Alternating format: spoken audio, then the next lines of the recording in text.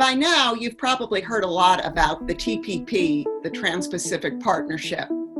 And in our discussion today, we're going to go more in depth, specifically looking at what is the TPP, why is it important, why did President Trump decide to withdraw from the deal, and why, in the latest Asia Society Policy Institute report, we are recommending rejoining this agreement.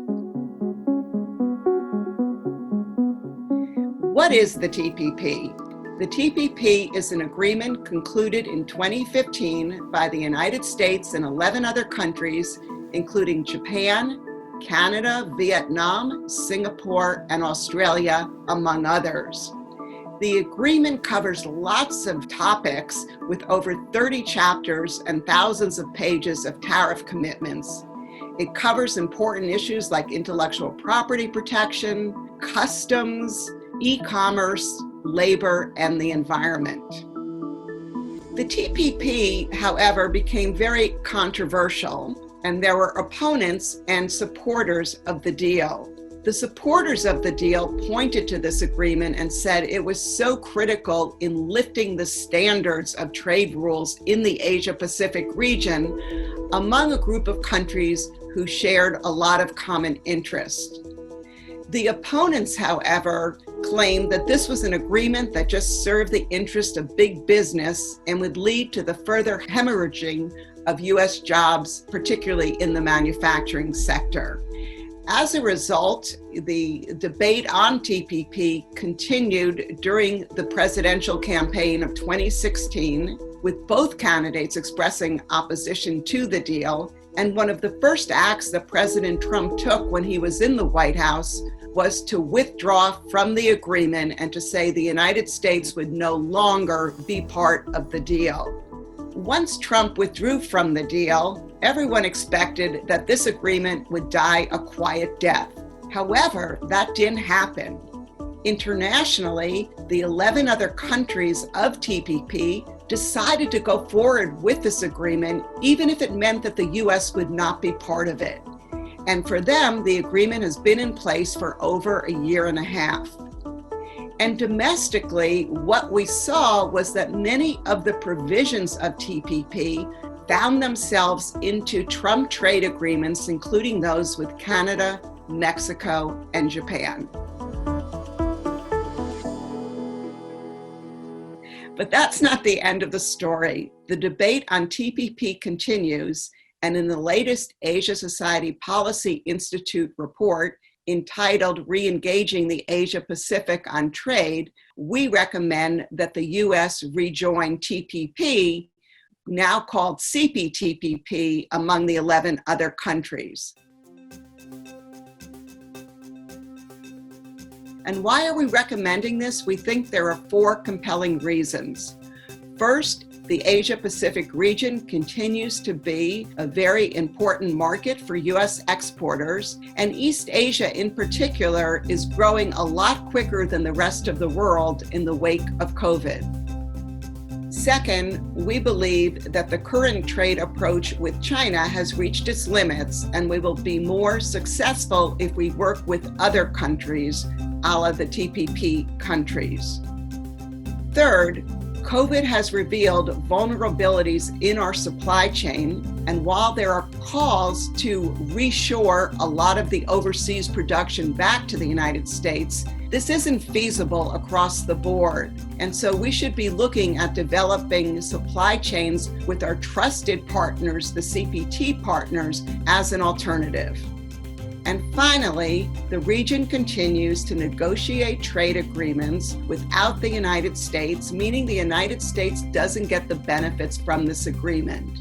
And in November, we're expecting a very large trade pact between 15 countries in Asia, including China, which is called RCEP, the Regional Comprehensive Economic Partnership Agreement, to be signed and shortly thereafter to go into effect. There are a number of options for rejoining the TPP, and the bottom line is it's not as simple as it looks. It's not a question of just gluing back together the agreement that we withdrew from and re-signing. Things have changed since the initial agreement was concluded. And if the U.S. were to rejoin, we would be seeking changes to this agreement. Those would include updates. For example, technology advancements have occurred since the original agreement was concluded, and those developments need to be reflected in the text of the agreement in such areas as the e-commerce chapter. Second, U.S. trade policy has shifted dramatically over the past 5 years, and the U.S. might want to either drop some provisions that it initially wanted in TPP or add additional provisions. But in addition, we need to keep in mind that we would be asking to get back into an agreement that others now are operating without us, and we need to take into account what they are saying. As part of the report, we interviewed a number of current and former trade officials throughout the Asia-Pacific region, and what we found is that the other countries would welcome us back to this agreement, however, with an important caveat, and that is that they would hope that the U.S. would be very targeted in terms of requests for revisions and updates it would seek to make the agreement. And why is this? Because many still feel the scars of the U.S. leaving the agreement 3.5 years ago. For many of them, they made tough political decisions asked by the United States in such areas as intellectual property protection, labor, and the environment, and they would not want to be asked to make additional political decisions in order to accommodate the United States this time around. A great deal has also changed on trade at home. Recent polling suggests that more Americans support free trade than just a few years ago.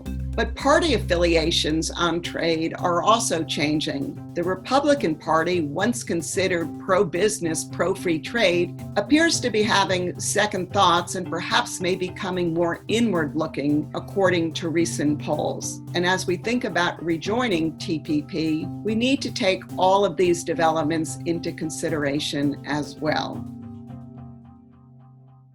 With all of this in mind, the Asia Society Policy Institute report provides a roadmap for the United States to rejoin TPP. And this roadmap includes some short-term measures and some medium-term steps. In the short term, we believe that the United States should consider pursuing a narrow agreement with the TPP countries in areas such as digital trade, medical supply chains, or the environment. And by doing so, we can build trust and confidence in the region and reassert our leadership and engagement. In the medium term, the United States should take the steps needed to lay the groundwork for us rejoining TPP.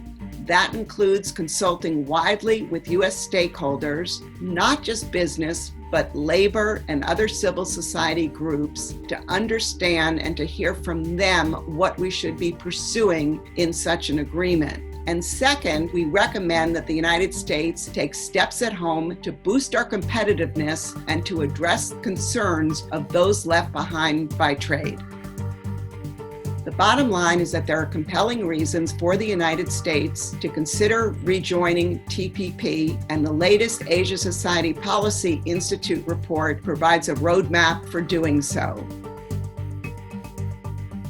If you're interested in learning more about the TPP, I urge you to read our report, which is available on the Asia Society Policy Institute website. And if you're interested in learning more about the region, not just economics, but political, security, and other issues, I urge you to subscribe to our channel.